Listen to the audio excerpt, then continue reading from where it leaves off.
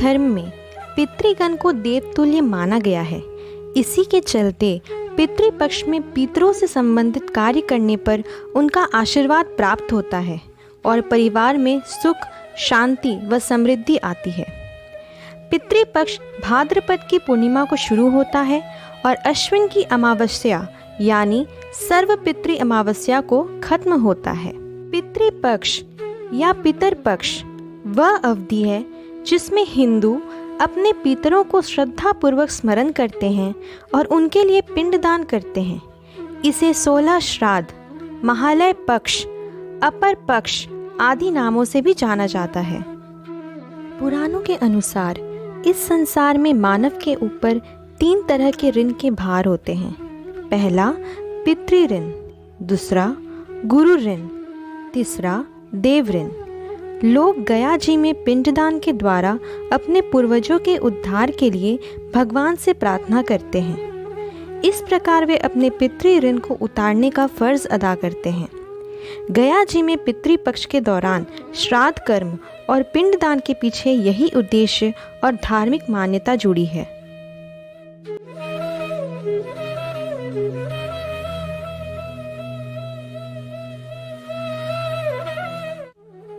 पिंडदान क्या होता है? पिंड का अर्थ है गोल और दान का अर्थ है किसी वस्तु का दूसरों को उपयोग के लिए दिया जाना। पिंडदान अपने पूर्वजों की मुक्ति हेतु किया जाने वाला दान है, क्योंकि इसमें आटे से बने गोल पिंड का दान किया जाता है, इसीलिए इसे पिंडदान कहा जाता है। श्राद्ध पक्ष में पिंडदान का काफ़ी महत्व है। दक्षिण की तरफ मुख करके जनेऊ को दाएं कंधे पर रखकर चावल, गाय के दूध, घी, शक्कर और शहद को मिलाकर तैयार किए गए पिंडों को श्रद्धा भाव के साथ अपने पितरों को अर्पित करना ही पिंडदान कहलाता है।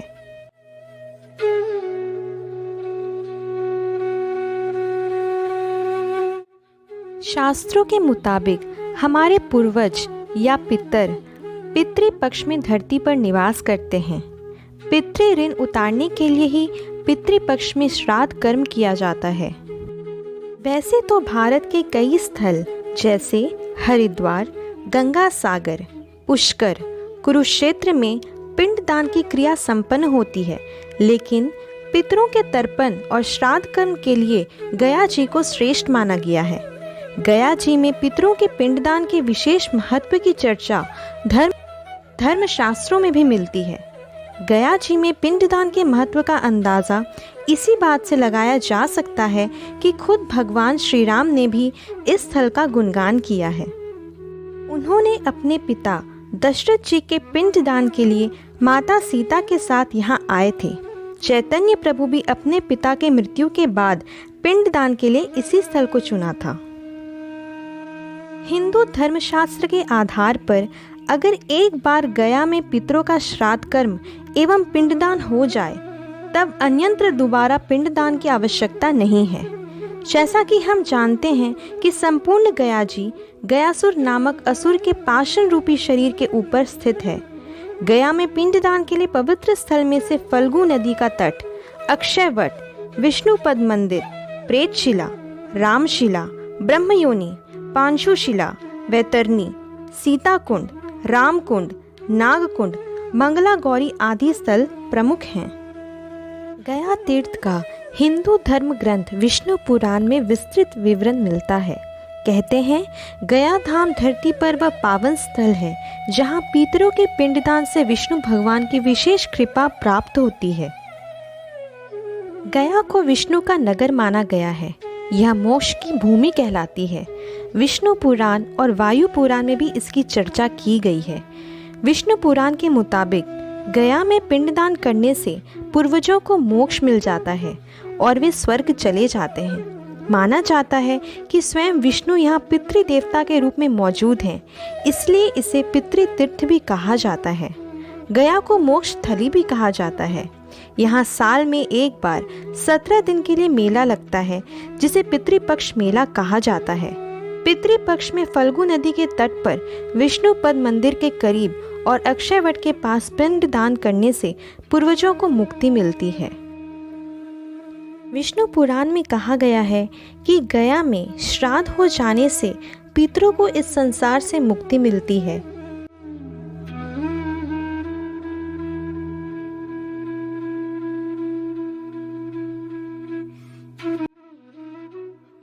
गरुड़ पुराण के मुताबिक गया जी जाने के लिए घर से गया जी की ओर बढ़ते हुए कदम पितरों के लिए स्वर्ग की ओर जाने की सीढ़ी बनाते हैं।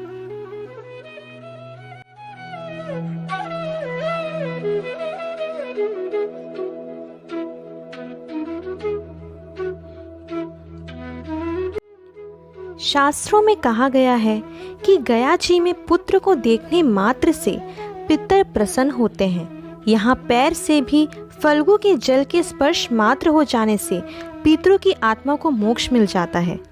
कई पुत्रों में से एक भी पुत्र गया धाम अन्न दान करे, तीनों पक्ष यहाँ रहे तो अपने 7 कुल को पवित्र एवं मुक्ति दिलाने का काम करेगा।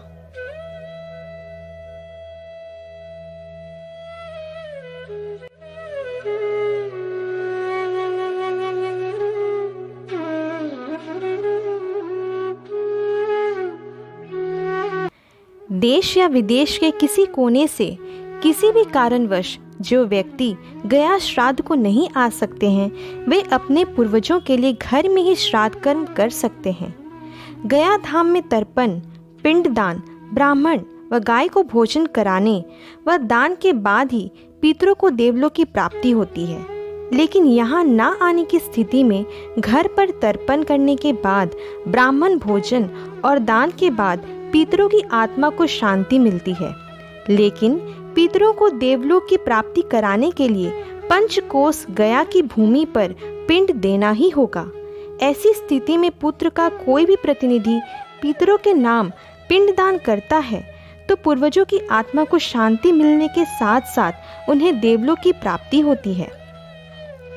वायु पुराण में यह वर्णित है कि अपना पुत्र हो या किसी दूसरे का, गया पंचकोश में कहीं भी भूमि पर जिसके नाम से पिंडदान किया जाता है उसे शाश्वत ब्रह्म की प्राप्ति होती है। विदेशी या देश के किसी भी कोने से किसी भी जरिए गया में रह रहे लोगों को प्रतिनिधि बनाकर अपने पितरों के श्राद्ध कर्म करवा सकते हैं। इसका भी फल गया आकर पुत्र द्वारा किए गए कर्म कांड जैसा ही मिलता है।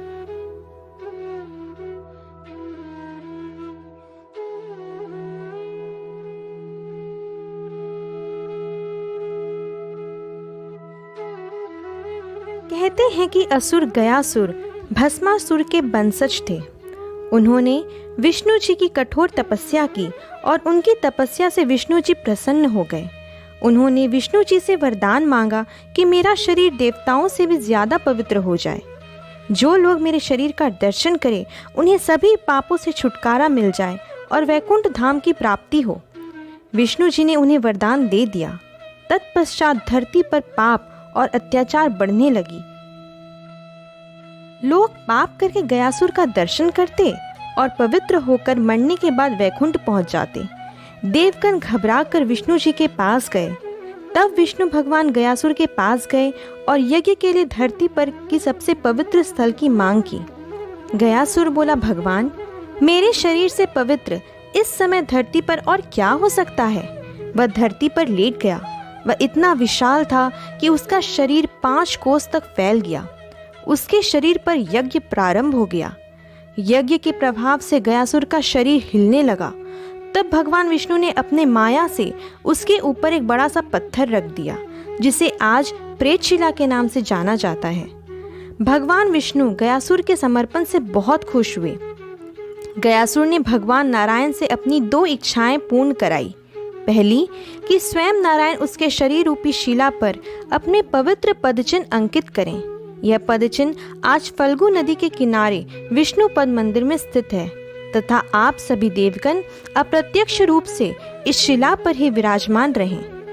दूसरा वरदान गयासुर ने मांगा कि जब कोई भी व्यक्ति यहाँ आकर अपने पितरों का पिंडदान करेगा तब उसके समस्त कुल का उद्धार हो जाएगा। गरुड़ पुराण में वर्णन मिलता है कि अगर 21 पीढ़ियों में से कोई भी गया में पिंडदान करता है तब उनके समस्त वंश का उद्धार हो जाएगा।